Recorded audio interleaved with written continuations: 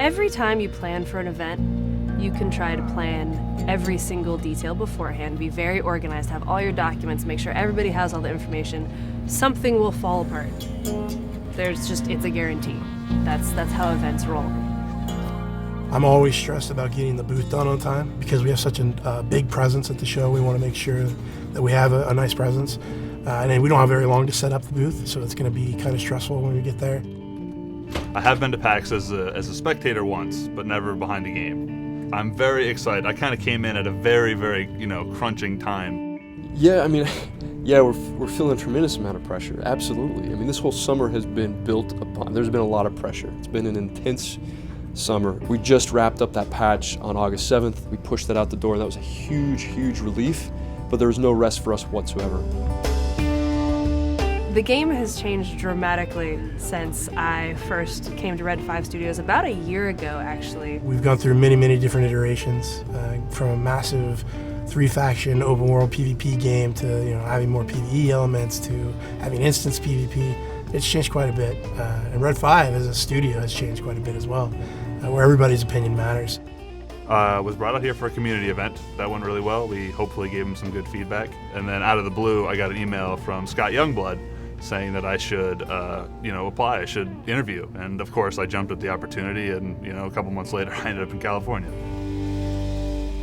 Back in 2010, I'm not sure how much I should go into details. People know, but we almost shut down the company. And in the 11th hour, in the very last minute, the 9, our partner from China, came through with an offer to invest in us.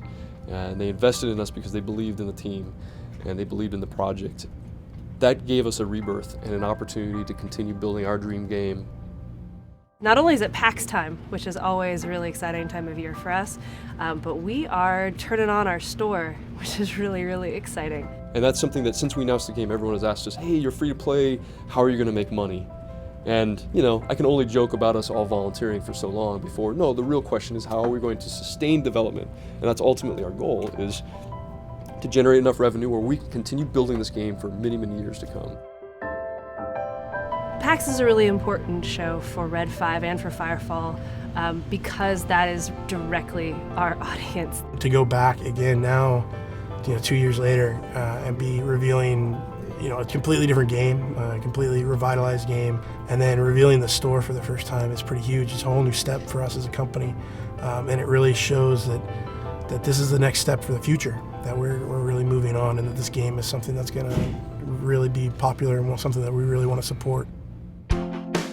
We've always had a really close-knit group, and it was in those early days that we started Tiki Time, the tradition on Friday where we all circle up and socialize and hang out together and invite our spouses and our children and our families to come be a part of the tribe. Back in the early days, Tiki Time started at lunchtime. We'd circle around the table and people would be ordering their drinks. Someone would order an iced tea, someone would order a coffee or a Coke. Inevitably, someone would say, margaritas? Fast forward a long time, we finally decided that maybe Tiki Time should start a little bit closer towards the end of the day, and so we now start Tiki Time at 5 o'clock on Fridays.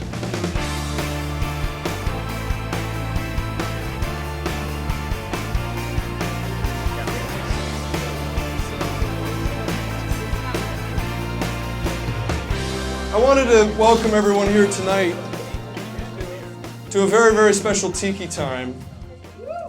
A lot of different people have been working on our billing system, our customer support tools, our admin tools.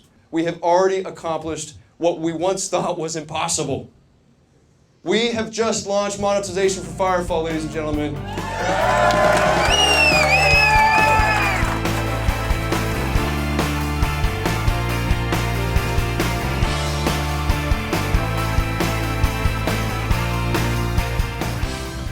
It represents a lot of work and a lot of passion from the team. I'm just so proud of everybody for pulling together and making this happen. It's kind of a historic event for Red 5, so obviously we're excited about it.